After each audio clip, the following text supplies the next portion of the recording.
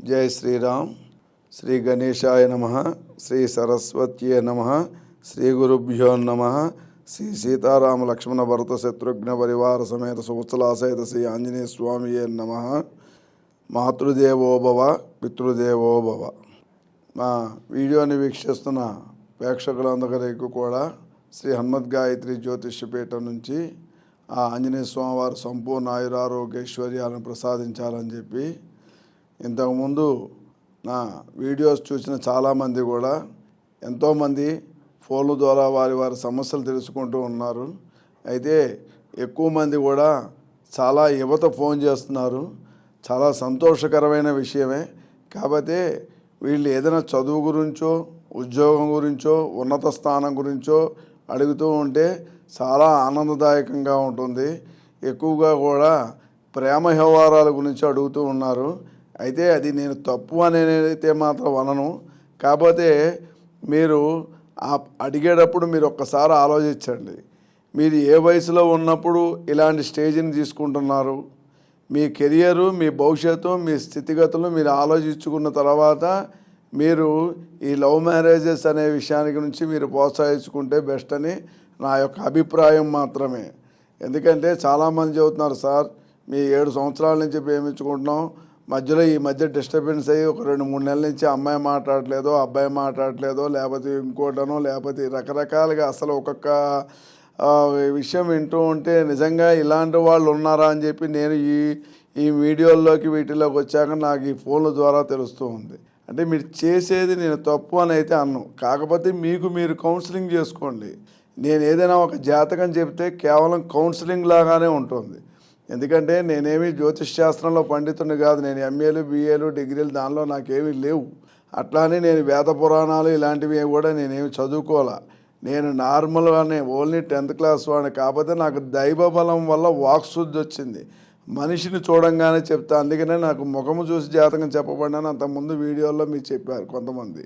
అట్లాగే మీరు మాట్లాడే టైంకి మీ వాయిస్ని బట్టి ఆ టైం క్యాలిక్యులేషన్ చేసి 80% వరకు కూడా మీ సమస్యకి పరిష్కారం చెప్పే శక్తి నాకు ఆంజనేయ స్వామి వారు మా పూర్వీకులు చేసిన పుణ్యము, మా అమ్మగారు నాన్నగారు నాకు ఇచ్చిన ఫలము కానీ నాకు అది వచ్చింది.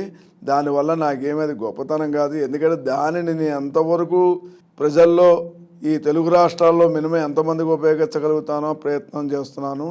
నాకు ఈ కాల్స్ అనేది ఫారెన్ నుంచి కూడా వస్తున్నాయి, చాలా చోట్ల నుంచి కూడా. యుఎస్ఏ నుంచి కానీ మలేషియా నుంచి కానీ దుబాయ్ దాదాపు ఒక 6-7 కంట్రీల నుంచి కూడా వచ్చినాయి. ఇందులో ఏం అబద్ధం కాదు, అతిశయోక్తి కాదు. ముందు మీరు ఆ కాల్స్ వింటారు, ఆ వీడియోస్ కూడా మీరు చూస్తారు ఈ మీడియా ద్వారా. అయితే నేను చెప్పేది ఏంటంటే ఈ లవ్స్ సంబంధించింది ఏదైనా ఉంటే ఫస్ట్ జాతక పర్యవేక్షణ అనే దానికి మేము ఎక్కువ ప్రిఫరెన్స్ ఇస్తాము. మీరు ఎలా ప్రేమించుకుంటున్నారు అనేది కాదు. మీరు మ్యారేజ్ చేసుకునేటప్పుడు మాత్రం మీరు కంపల్సరిగా మాలాంటి వాళ్ళ దగ్గరికి వెళ్ళినప్పుడు దానిలో దోషాలు ఉంటే దానిని మేము హైలైట్ చేస్తాం. దాన్ని మీరు పాటించాలా లేదా అనేది దైవ నిర్ణయం. ఎందుకంటే భగవంతుడు ఒక నిర్ణయాన్ని నిర్ణయించిన తర్వాత మనం ఆపడం అనేది కష్టం. కాకపోతే జాగ్రత్త పడమని మాత్రం జ్యోతిష్ శాస్త్రం చెబుతోంది. అందుకోసం అనేది ఆ రెమెడీస్ చేయాలి. అసలు కుదరలేదనుకోండి, అవసరమైతే దాన్ని విత్డ్రా చేసుకునేట్టుగానే ప్రయత్నం చేసుకోవాలి. ఒక ఫ్రెండ్లీగా ఉండడానికి ప్రయత్నించాలి తప్ప దాన్ని వేరేగా నెగిటివ్గా ఆలోచించుకోకూడదు.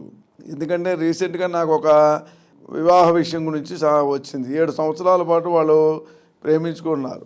చివరిలో ఒక 3 నెలలు ఏదో బంధువర్గాల దగ్గర అంటే వాళ్ళ ఫ్యామిలీకి వీళ్ళ ఫ్యామిలీ చిన్న ప్రాబ్లమ్స్ వచ్చి ఆగిపోయింది. తర్వాత మళ్ళీ ఏదో ఒకటి చేసుకోవాలని చెప్పి మళ్ళీ ప్రయత్నం చేశారు.